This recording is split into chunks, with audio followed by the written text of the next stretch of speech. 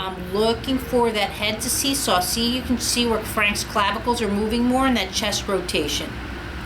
Okay. That's different than this. See how this, I'm not getting the chest movement. I wrote, bring back the spinal column. If that's a little bit difficult, this is when I can come over the shoulder and see how I have that whole rotation and balance through the chest cavity as the head starts to present. And now in this position, I could do that same movement all over again.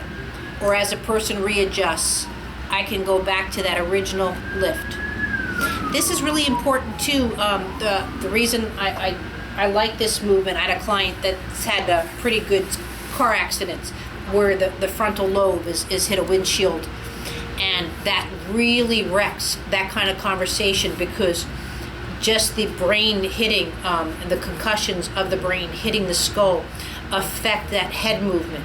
So most people think that it's a whiplash, but what it is that the spine, upper spine, has to work so much harder in some cases to compensate the lack of movement in the skull.